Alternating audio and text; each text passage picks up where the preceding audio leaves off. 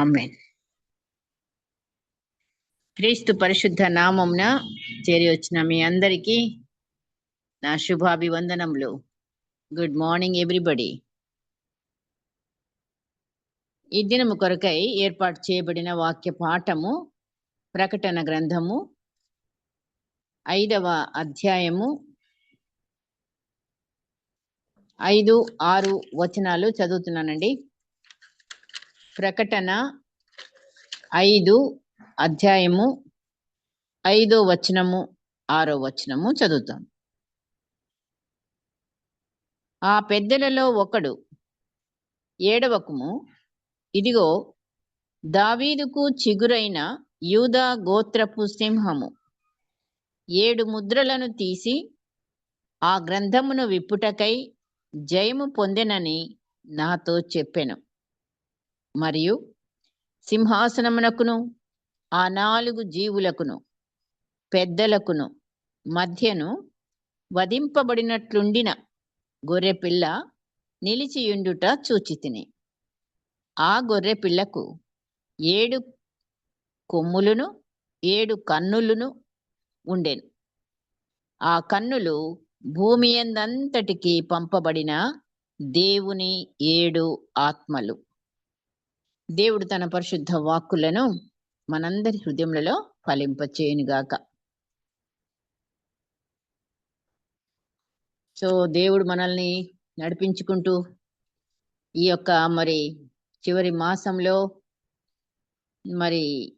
Christmas అతి దగ్గరగా మనల్ని సంతోషంతో, ఆరోగ్యంతో, ఆయుష్కాల పొడిగింపుతో నడిపించిన దేవునికి మనము కృతజ్ఞతాస్తుతులు, స్తోత్రాలు చెల్లిద్దాం.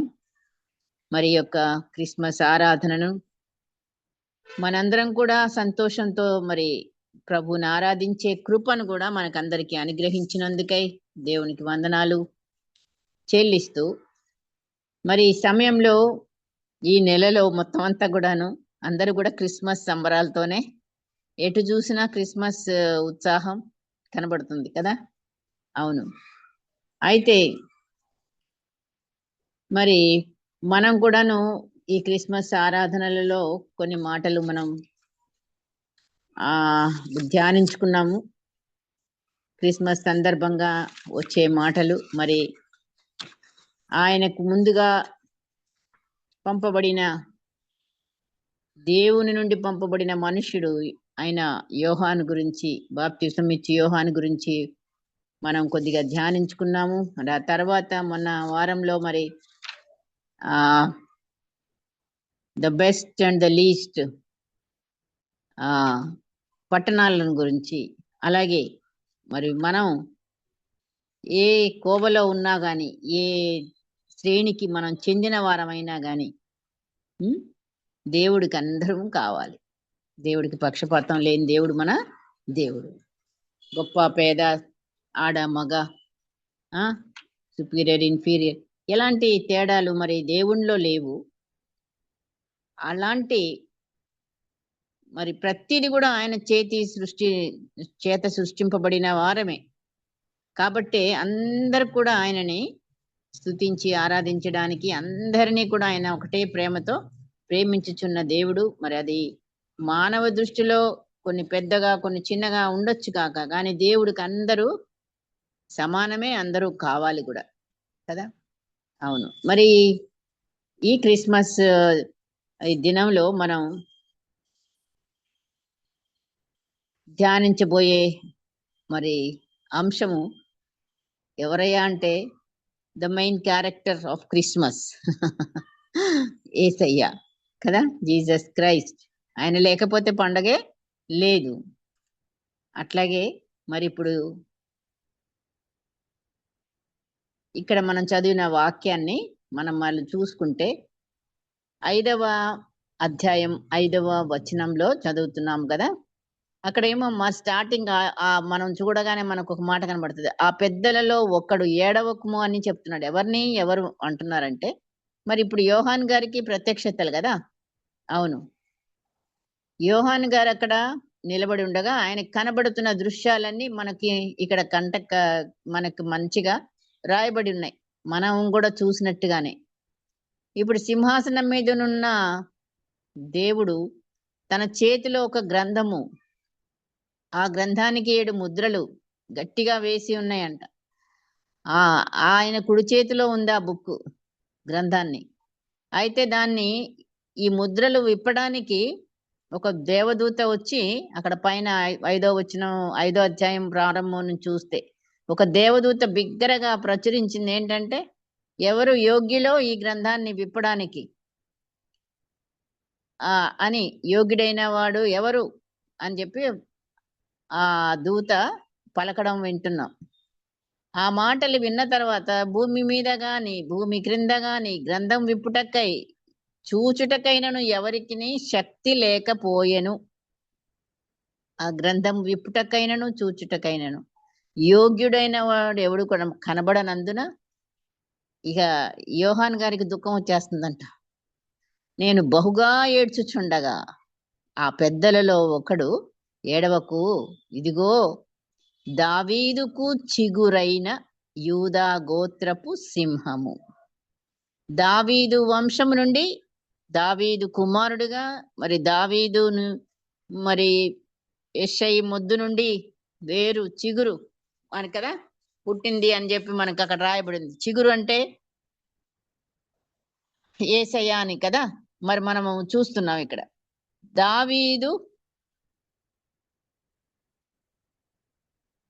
దావీదుకు చిగురైన యూదా గోత్రపు సింహము. ఇక్కడ చిగురైన అనే మాటకి మీనింగ్ కింద చూడండి, 1 అని పెట్టి ఉన్నది. కింద 1లో ఏమర్థం ఉంది? చిగురు అంటే చిగురు కాదు. మనకు చిగురు అనగానే మనకి ఏం కనబడుతుంది? చిగురు, సన్న చిగురు పైనుంచి వస్తుంది కదా, మొద్దు మీద నుంచి ఆ కొమ్మకి, అదనుకుంటాం కదా. కానీ ఇక్కడ అర్థం ఏమి ఇచ్చారు? వేరు. ఎంత గొప్ప ఇదండి. ఇప్పుడు ఆ చెట్టుకి దావీదు నుంచి వచ్చాడు అని మనం చెప్తున్నాము, అక్కడ రాయబడి ఉంది. కానీ అసలు దావీదును పుట్టించిన వాడే ఆయన కదా. దావీదేంటి, ఇంకా అంతకు ముందేంటి, ఆ సృష్టి ఆదిలో నుండి ఆయన ఉన్నవాడు కాబట్టి ఆయన ఎవరు? వేరు. ఆ వేరులో నుండే అన్ని రావడం. కాబట్టి చిగురు అనగానే మనము ఆయన మధ్యలో వచ్చిన ఆయన కావచ్చు అని అనుకోవడానికి కాదు. ఆయన దేవుడే కుమారుడిగా ఈ లోకానికి రావడం మనం చూస్తున్నాము. కరెక్టే. మరి ఆ వేరు దావీదుకే వేరు. అది దావీదు వంశానికే ఆయన వేరు.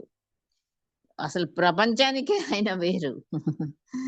ఆదిలో ఆదియందు మరి ఆయన ఉన్నవాడు, అనువాడను అని సెలవిస్తున్న దేవుడు. ఆయనే ఆదియు అంతము కూడా ఆయనే అయి ఉన్నాడు అని కూడా. ఆయనకి ఆది లేదు, అంతము కూడా లేదు అని కూడా. మరి అలాంటి దేవుడు మన దేవుడు. మరి ఇప్పుడు మనము ఇంకా ఆయనని బాలుడుగా చిత్రీకరించుకొని మరి పండుగ చేయిద్దాం. కానీ ఇప్పుడున్న పరిస్థితి ఆయన ఎవరు, ఎలా ఉన్నాడు అని ఊహించుకుంటే ప్రకటన గ్రంథమే. మరి అక్కడ మరి మనకి 1వ అధ్యాయం నుంచి కూడా ఆయన యొక్క నిజ స్వరూపాన్ని మనం చూడగలుగుతాం. వర్ణించిన అంతా కూడా ప్రకటన గ్రంథంలో ఆయన మనకు కనబడతాడు. సో ఇక్కడ ఈ 2 వచనాలలో మనకు ఆయన ఎలా కనబడుతున్నాడు? మన దేవుడు.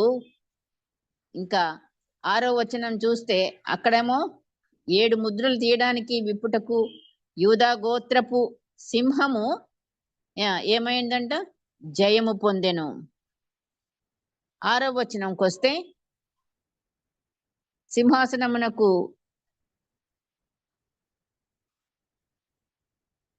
ఆ 4 జీవులకును పెద్దలకును మధ్యను వధింపబడినట్లుండిన గొర్రెపిల్ల నిలిచియుండుట చూచితిని. గొర్రెపిల్ల అక్కడ కనబడతా ఉంది. ఆ గొర్రెపిల్ల మరి వదకు తేబడిన గొర్రెపిల్లనే. ఇప్పుడేమైనా ఎలా ఉందంటే దాని పొజిషన్ ఎలాగుంది? గొర్రెపిల్లకి 7 కొమ్ములున్నాయి, 7 కన్నులున్నాయి. ఆ కన్నులు భూమి అందంతటికి పంపబడిన దేవుడి 7 ఆత్మలు. సో మన దేవుడు త్రియేక దేవుడు. సింహము, గొర్రెపిల్ల, పరిశుద్ధాత్ముడు ఇక్కడ మనము చూస్తున్నాం ఈ 2 వచనాలలో. మరి యేసుక్రీస్తు అంటే నిజ దేవుడు, నిజ మానవుడు కదా. మనము యేసుక్రీస్తుని మనము అనేక రీతులుగా మనము ఆయనని పొగుడుతూ స్తుతిస్తూ ఉంటాం. ఆయనే ప్రేమామయుడు, ప్రేమ స్వరూపి, పరిశుద్ధుడు, వెలుగు, మరి వాక్యము, దహించు అగ్ని, దయాదాక్షిణ్య పూర్ణుడు, కృపా కనికరములు గల దేవుడు, క్షమా, దీనత్వము, సాత్వికుడు, సత్య స్వరూపుడు, సమాధానకర్త, విశ్వాసమునకర్త, ఇలా చెప్పుకుంటూ పోతే ఓర్పునకర్త, జీవాహారము, జీవజలము, మార్గము, ఇవన్నీ కూడాను మనం ఆయనే జ్ఞానం కూడా ఇంకా ఇంకా ఇంకా అనేకమైన శ్రేష్టమైన గుణ లక్షణాలతో ఒకే వ్యక్తిలో కనబడే సమ్మేళనమే యేసుక్రీస్తు. ఎన్ని సుగుణాలు ఉన్నాయో అన్ని పేర్లుగా మనం ఆయనని అన్ని కోణాలలో ఆయనని స్తుతిస్తూ ఉంటాం. ఆయన సార్వభౌమత్వాన్ని మనము పొగుడుతుంటాం, స్తుతిస్తుంటాం. అయితే యేసయ్య ఈ 2 వచనాలలో మనకి ఎలా కనబడుతున్నాడు? గొర్రె పిల్ల వంటి సింహము, సింహము వంటి గొర్రె పిల్ల. అనగా సింహం అనగానే క్రౌర్యంతో కూడిన బలం, శక్తి మరియు టీవీ కలిగిన సింహం. మరి గొర్రెపిల్ల దాని సాత్వికం, వినయం. ఈ 2 స్వభావాలు మిళితమైన యేసయ్య మహిమాతిశయాన్ని మనం ఇక్కడ చూస్తున్నాం. ఆయనలో రాజీ పడలేని న్యాయ విధులున్నవి.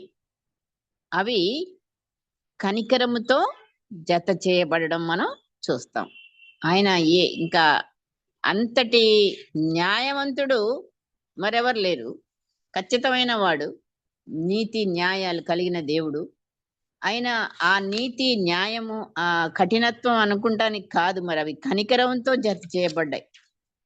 సో 2 గుణాలు సైమల్టేనియస్ గా యేసయ్యలో మనం చూస్తున్నాం.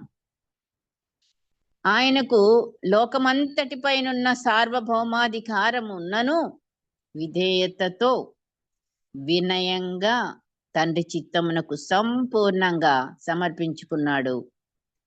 తండ్రి, పరలోకపు తండ్రికి మాత్రమేనా కాదు, ఈ లోకంలో కూడా తాను జన్మించి తన శారీరక తల్లిదండ్రులుగా ఉన్న వారికి కూడా ఆయన లోబడి జీవించినట్లు రాయబడింది.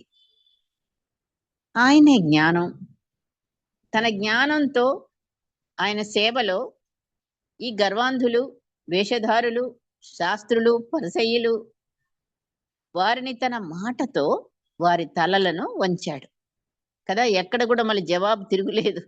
వాళ్ళు ఏదో ప్రశ్నలు వేస్తారు, ఆయన ఇచ్చే చిన్న జవాబుకి మళ్ళీ తల ఎత్తడానికి కాదు కదా, మాట్లాడడానికి ఇంకా వాళ్ళకి ఛాన్సే లేదు. కానీ పేదలకు, మరి అదే సమయంలో దీనులకు ఆయన ప్రేమతో, ఉపమానములతో ఓపికగా బోధించాడు. వాళ్ళని ఆకలితో పంపకుండా కనికరపడి వాళ్ళకి భోజనం కూడా, మరి ఎన్ని వేల మంది వచ్చినా అంతమందికి కూడా, మరి ఆయా సమయాల్లో ఆయా స్థలాలలో వారు ఎక్కడికి వెళ్ళలేని పరిస్థితులు, మరి అంతగా మరి దీనులను ఆయన ప్రేమించి వారికి వారి యొక్క అందరు కూడా మరి ఆయనని ఇష్టపడ్డారు, వెంటబడి వచ్చారు. ఆయన ఎక్కడికి వెళ్తే అక్కడికి తెల్లవారి పొద్దున్నే బయలుదేరి ఆయన దగ్గరికి రావడం. మనం పిలిచినా సరే మనం టైంకి రాము. మనలో ఉన్నది అదే తేడా. అంతగా ఆయనని ప్రేమిస్తే మనం అంతగా ఆయనకి దగ్గరగా ఉండడానికి ఇష్టపడుతుంటాం. అవును, అదే మరి మనకి వాళ్ళకి అక్కడ ఉన్న తేడా చూసినప్పుడు మనం కూడా మరి ఆయనని ప్రేమిస్తున్నాము. మనము ప్రతి విషయంలో ఆయన కార్యాలలో, ఆయన వాక్యంలో, ఆయన ఆరాధనలకు నంబర్ 1గా మనం సిద్ధపడి పరిగెత్తే బిడ్డలంగా ఉంటున్నామా? అన్ని విషయాలకి మనము ఆనాడు వాళ్ళు ఎలాగైతే మరి దీనులు, పేదలు, వాళ్ళందరూ కూడాను బోధ వినడానికి ఎంతో ఆతృతగా మరి ఆయనని వెంటాడి వెంటాడి ఇక్కడున్నావయ్యా, నువ్వు అక్కడున్నావు అనుకున్నామే, ఎప్పుడొచ్చావు ఇటు, ఈయన్ని ప్రశ్నలేస్తూ ఆయనని వెంబడించారు, ఎవరు పిలవకుండా. అది ఆశ్చర్యం.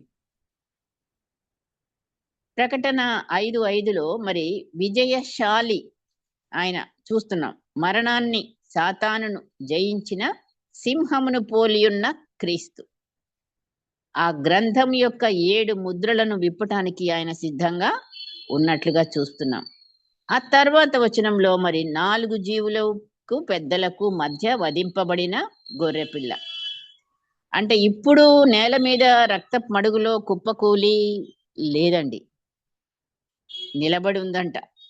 అది సామాన్యమైన గొర్రెపిల్ల కాదు. మరి మరణము గెలిచి తిరిగి లేచిన సజీవమైన 7 బలంతో 7 ఆత్మతో 7 కొమ్ములు 7 కన్నులు కలిగిన ఆ సంపూర్ణ ప్రభావంతో నిలిచి ఉన్నది ఎవరు?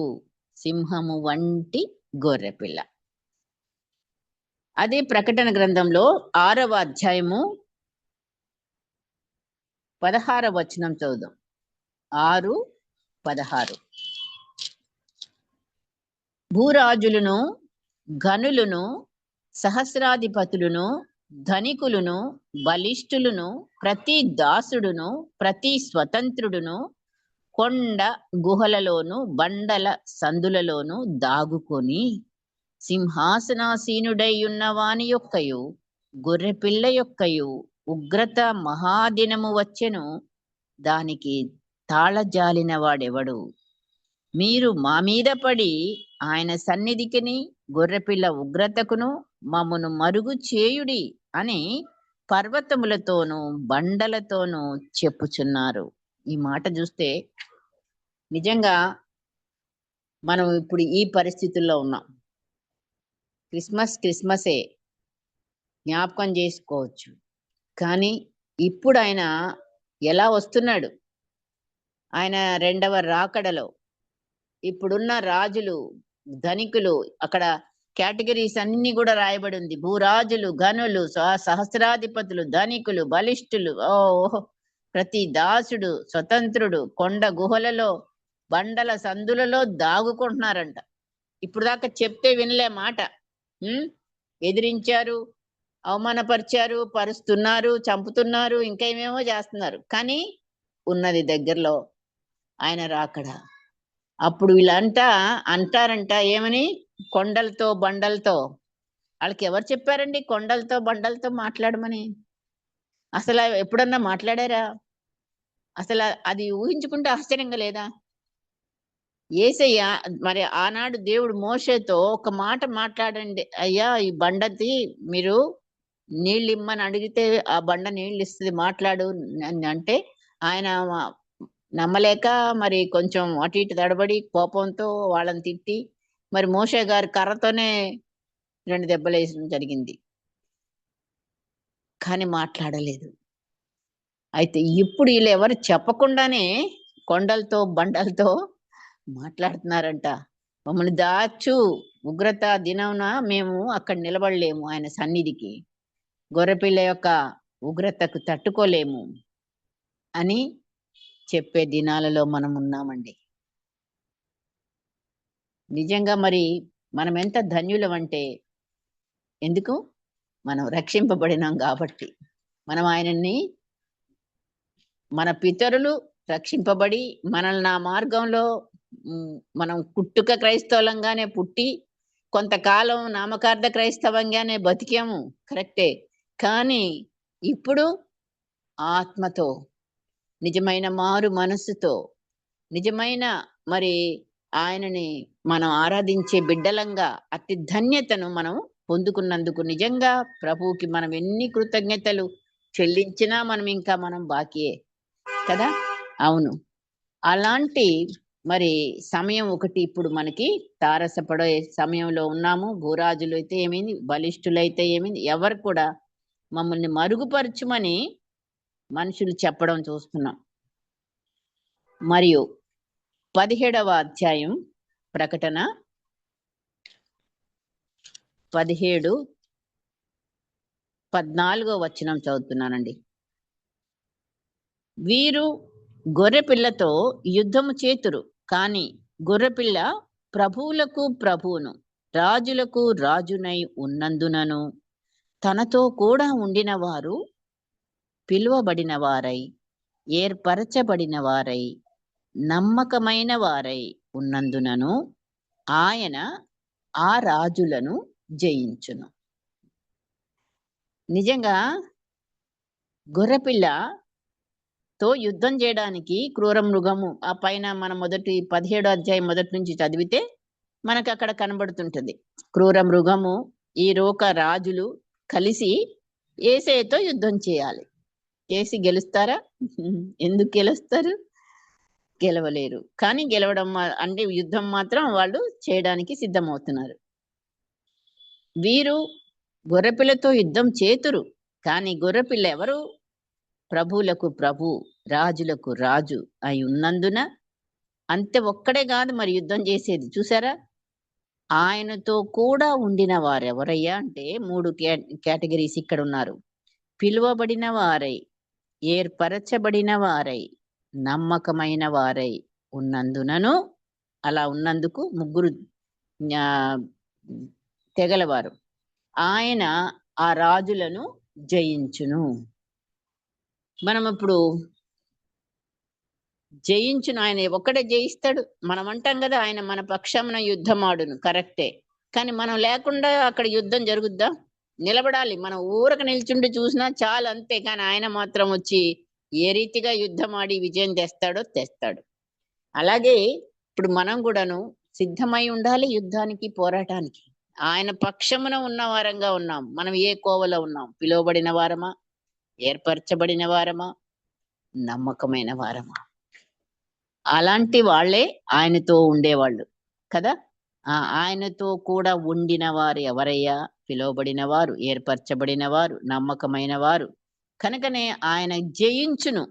ఆయన జయించాలంటే మనం ఉండాల్సిందే కదా కంపల్సరీగా. అవును, కెప్టెన్ ఉంటాడు క్రికెట్ మ్యాచ్కి, ఆ గ్రూప్కి విజయం వస్తే కప్పు పట్టుకోవడానికి. ఏమైనా కానీ ఇక లీడర్గా ఉన్నా కూడా లీడర్తో పాటు కొంతమంది ఉన్నారా లేదా?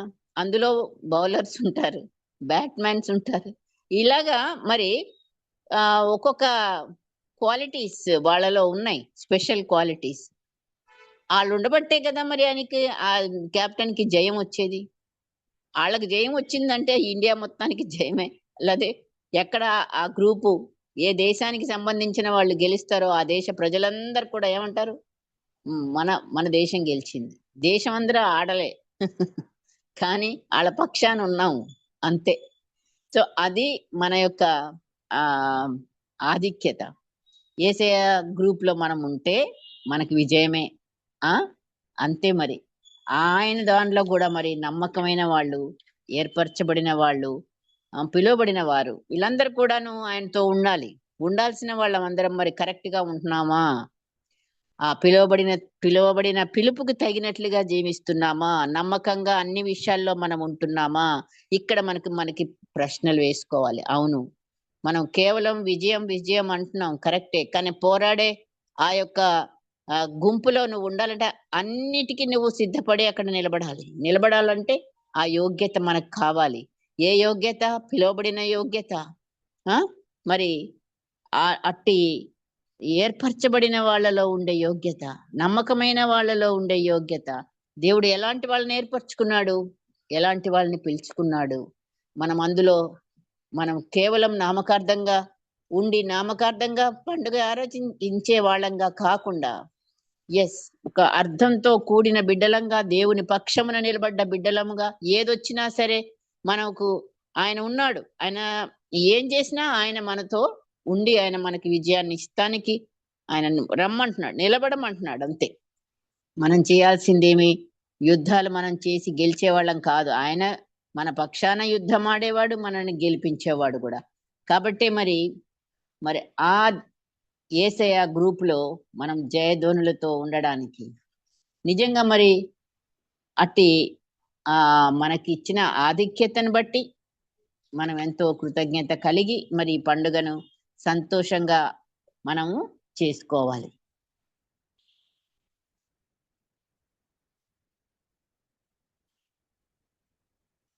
ఆ మానవుడిగా ఉన్న యేసయ్య ఆ రోజుల్లో మరి యూదా గోత్ర సింహం విజయం సాధించింది కదా. ఎలాగా అంటే గొర్రె పిల్లగా ఈ లోకానికి వచ్చి మట్టలాదివారం నాడు మరి సింహాసనమందున్న రాజుగా యెరూషలేములోనికి జయప్రవేశం, జనులందరి జయధ్వనులతో, స్తుతులతో, ఆర్భాటంతో ఆయన ప్రవేశించాడు యెరూషలేంలో. సింహం వేటాడినట్లుగా దేవాలయంలో నుండి దొంగలను, వ్యాపారులను ఆయన వెళ్ళగొట్టాడు. ఎంతగా మరి ఆయన కోపం వచ్చిందో అక్కడ వాళ్ళని చూసినప్పుడు. ఈ దేవాలయము నా తండ్రికి ప్రార్థనా మందిరం, ఇది లోకమంతటికి ప్రార్థనా మందిరం, అన్య జనులకి ఇది ప్రార్థనా మందిరం, మీరు దీనిని దొంగల గుహగా, వ్యాపారటిల్లుగా చేస్తున్నారు అని చెప్పి వాళ్ళని వెళ్ళగొట్టడం చూస్తే సింహమే అక్కడ ప్రత్యక్షత. అయితే మరి మంచి శుక్రవారం వధకు సిద్ధమైన గొర్రెపిల్ల ప్రాణాన్ని సమర్పించడానికి ఎవరెన్ని మాటలన్నా, ఎవరెన్ని ఆయనని హింసించినా, ఎవరెలాంటి మాటలు కాదు మరి అవమానాలు వారు కలగజేసిన మరి ఆయన సింహమే కానీ మరి ఎంత సాత్వికతతో మరి ఆయన ఒక మాట కూడా జవాబు చెప్పకుండా గొర్రెపిల్లల తను సిలువలో తన ప్రాణాన్ని సమర్పించటం మనం చూస్తున్నాం. ఆ సింహమే గొర్రెపిల్ల వంటి సాత్వికత, దీన మనసుతో ప్రయాసపడి భారం మోసుకొంచున్న సమస్త జనులారా నా యొద్దకు రండి, నేను మీకు విశ్రాంతిని కలుగజేయుదునని మనలందరినీ కూడా ఆదరించి పిలుపునిస్తున్నట్టుగా కూడా మనం చూస్తున్నాం. ఏ టైం అయినా కానీ అది అయిపోయింది కాదు. ఏ రోజైనా నీవు ప్రయాసతో భారంతో ఉన్నప్పుడు ఆయన పిలుపు నీకు వినపడుతుంది, ఆయన యొద్దకు రమ్మని. ఎందుకంటే మనం ఆయన దగ్గర నేర్చుకోవాల్సింది మరి ఆ సాత్వికత, దీన మనసు.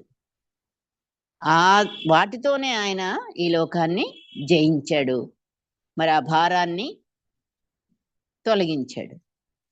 మనం కూడా అట్టి గుణాలు కలిగిన బిడ్డలంగా మరి మనం ఉండడానికి ఆయన పిలుపుకు మనం మన భారాలన్నీ కూడా ఆయన యుద్ధకు తీసుకొని వచ్చే వాళ్ళంగా ఉంటున్నామా? కొన్నిటిని మనమే సహించలేక మన ఇష్టం వచ్చిన డిసిషన్స్ తీసుకుంటున్నామా? ఇక్కడ మనకు ప్రశ్న. సో గొర్రెపిల్ల అయిన సింహము శ్రమలకు, అవమానాలకు, హింసలకు అప్పగించబడి దిగంబరి అగునంతగా తన ఉన్నిని కత్తిరించుటకు అంగీకరించింది. మనకు రక్షణ వస్త్రాలు, సంతోష వస్త్రాలు, స్తుతి వస్త్రాలు, నీతి వస్త్రాలు, ఉల్లాస వస్త్రాలు ధరింపచేయడానికి మరి ఆయన ఉన్ని అంతటిని కూడా కత్తిరించడానికి ఒప్పుకొని మరి తన ప్రాణాన్ని సమర్పించడం, రక్తమంతా చిందించి. అందుకే మనం క్రిస్మస్ జరుపుకుంటున్నాము, జ్ఞాపకం చేసుకుంటూ కృతజ్ఞతతో ఆయనని ఆరాధించుదాం. తన శరీరమును మనకు జీవాహారముగా, తన రక్తమును మన పాపములకు ప్రాయశ్చిత్తముగా మార్చి, తన ప్రాణాన్ని శిలువపై సమర్పించి నిత్య జీవాన్ని మనకు ఇచ్చినందుకు మనం కృతజ్ఞత హృదయాలను, కృతజ్ఞత అర్పణలను సజీవ యాగముగా మనం సమర్పించుకుందాం. మరి ఇది మనం చేయాల్సిన పనులు. మరి ఈ యొక్క క్రిస్మస్ ఆరాధనలో ఆయన చేసిన బలియాగాన్ని జ్ఞాపకం చేసుకుంటూ మరి మనము మన యొక్క సజీవ యాగంగా మన శరీరాలు, మన కృతజ్ఞత అర్పణలు, కృతజ్ఞత హృదయాలను సమర్పించుకునే బిడ్డలంగా ఈ యొక్క పండుగ ఆరాధనలో మనము నిలవాలి. మృత్యువునోడించి, సమాధిని సాతానును జయించి, మృత్యుంజయుడుగా తండ్రి కుడిపార్శ్వమున సింహాసనాసీనుడై ఉన్నాడు నేడు ఈ గొర్రెపిల్ల.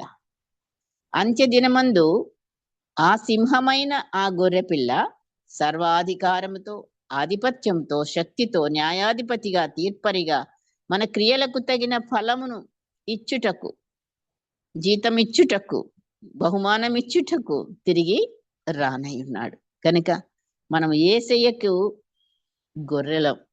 గొర్రె పిల్లలం కదండి. ఈ లోకంలో నున్న తోడేళ్ల మధ్యకు ఆయన మనలను పంపి ఉన్నాడు అన్నాడు కదా వాక్యంలో. నేను మిమ్మలను తోడేళ్ల మధ్యకు పిల్లలుగా మిమ్మల్ని పంపించి ఉన్నాను. గనుక మనం ఎలాగుండాలి? పాముల వలె వివేకులను, పావురముల వలె నిష్కపటులున్నాయి ఉండుమని ఆయన మనకి జ్ఞాపకం చేస్తూ చెప్తున్నాడు. మత్తయి సువార్త 10వ అధ్యాయం 16వ వచనంలో ఈ మాటలు. నిజంగా మరి మనము యేసయ్య ఏమై ఉన్నాడో మనం అదే ఉండాలనే కదండి మన ఆశ, ఆయన ఆశ కూడా కదా. నేను పరిశుద్ధుడిని, మీరు పరిశుద్ధులై ఉండి, నేను ఎట్లా మిమ్మల్ని ప్రేమించానో మీరు ఎలా ప్రేమించుకోండి. ఇప్పుడు ఈ రోజున ఆయన ఒకవైపున నాణానికి రెండు వైపులు కదా. వన్ సైడ్ గొర్రెపిల్ల, వన్ సైడ్ సింహం, రెండు మిక్స్ అయితే ఒక నాణం. అదే యేసయ్య. నువ్వు నేను కూడా ఎలాగుండాలి? అవును, ఎక్కడ గొర్రెపిల్లగా ఉండాలో అక్కడ గొర్రెపిల్లగానే ఉండాలి. మనం ఎదురు తిరగడానికి కాదు, మనం ఇంకేమీ జవాబు ఇవ్వడానికి కాదు. కానీ ఎక్కడ మనం సింహంలాగా ఉండాలో అక్కడ సింహంలాగా కూడా ఉండాలి. అవును, సాతాను యొక్క మరి అనేకమైన మోసాలు, అనేకమైన సాతాను క్రియలకు మనం సింహంలాగానే మరి ఎదిరించాలి. సింహంతో సింహమే పోటీ పడుతుంది. ఏ సింహం అది? వేటాడుతున్న సింహము, మనల్ని వేటాడే సింహం ఒకటి ఉన్నది. కానీ మనం యూదా గోత్రపు సింహపు పిల్లలంగా ఆ సింహపు లాగానే మనం ఆ లోకరీతిగా మనతో ఏదైనా సరే మనకు దగ్గరికి వచ్చినప్పుడు ప్రతి శోధనను, ప్రతి చెడుని మరి మనము సింహంలాగా మరి వాటిని ఎదుర్కోవడము, వాటిని గెలవడానికి మనకి పరిశుద్ధుడైన యేసయ్య మనకి నిత్యము తోడై ఉన్నాడు.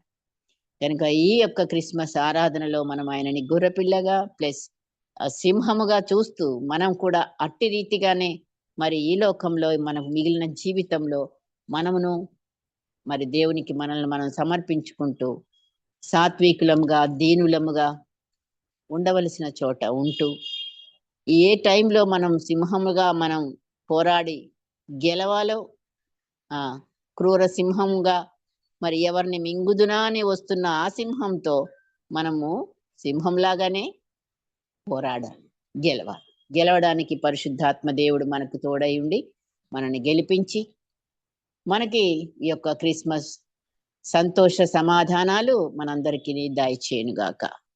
ప్రార్థించుకుందాం. గొప్ప దేవా, నీ యొక్క ప్రత్యక్షతలు ఎన్ని రీతులుగా ఉన్నవి నాయనా.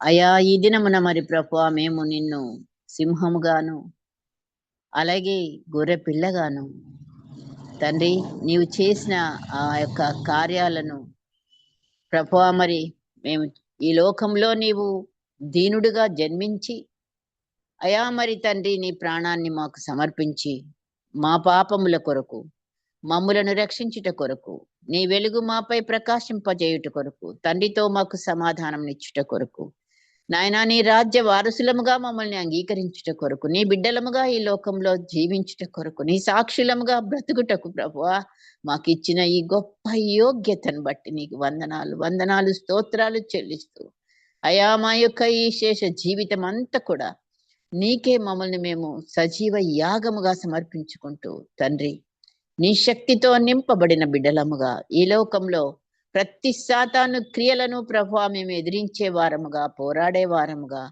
నాయనా మేము ఉండడానికి కావలసిన నీ శక్తిని మీరు మాకు అనుగ్రహిస్తూ ఈ క్రిస్మస్ ఆరాధనలలో ప్రతి బిడ్డను కూడా నాయన నీ ఆనందంతో, సమాధానంతో, సంతోషంతో నింపబడి నీకు సాక్షులముగా జీవించుటకు, నీకు మహిమార్థముగా జీవించుటకు మాకు అందరికీ నాయన మీరు ఇచ్చిన యోగ్యతను బట్టి వందనాలు, స్తోత్రాలు చెల్లిస్తూ బిడ్డలను నన్ను నీ కృపాసనం మీద ఎత్తి పట్టుకొనొచ్చు నీ ఆశీర్వాదమునకి అప్పగించుకుంటూ యేసు పరిశుద్ధ నామం అతి వినయంతో బ్రతిమలాడి వేడుకొంచున్నాం తండ్రి.